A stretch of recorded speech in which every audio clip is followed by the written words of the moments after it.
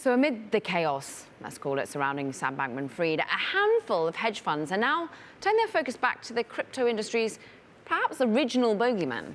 It's Tether, warning that stablecoin could be the next crypto catastrophe, maybe one that would make the implosion of FTX look pretty small fry in comparison.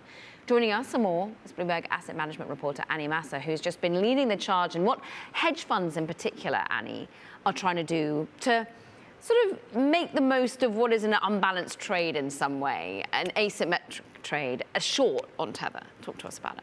Sure. So a bunch of hedge funds have been shorting Tether, or at least looking for a way to short Tether. And there are some that have ventured into this realm. Fir Tree and Viceroy are among them. And others that we mentioned, like Valiant, have looked at the trade, even gotten in, but gotten skittish about it because they're worried about counterparty risk. Tether is the third largest cryptocurrency out there. It's called a stablecoin. It's the largest of its kind. It's supposed to always maintain the value of a dollar. So it's a stand-in, basically, for the US dollar in cryptocurrency world.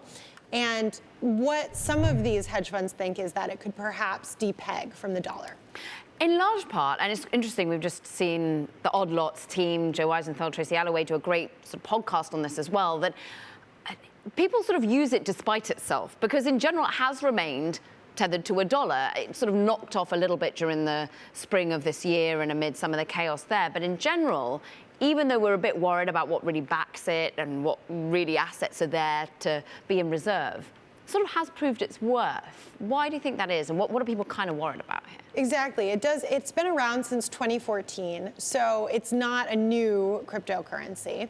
What people worry about is the opacity around Tether and the fact that it still remains unaudited. Now, Tether has said that they can't get an audit because Big Four auditing firms don't want to work with them, don't want to work in the cryptocurrency realm as much. But for whatever reason, it remains unaudited. So there are a lot of questions still about whether it has the reserves that it says it has. The reason that it's important to know that is because people use it assuming any dollar they put in, they get a dollar out. Easy as that. And so what keeps people up at night, let's say, or what Tether shorts would tell you is if there's any question about whether it could depeg, whether you might not be able to get a dollar out if you put a dollar in, that could be a problem.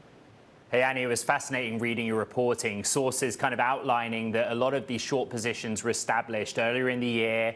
And then, some funds had second thoughts and they kind of unwound the trade. Some of them got out scar-free. Where did the psychology of some of these hedge fund managers lay with Tether right now? I think it speaks to some of the trust or lack thereof in the system. So one of the ways to short Tether is through a counterparty, and Genesis is among the counterparties that have been used in the past to short Tether.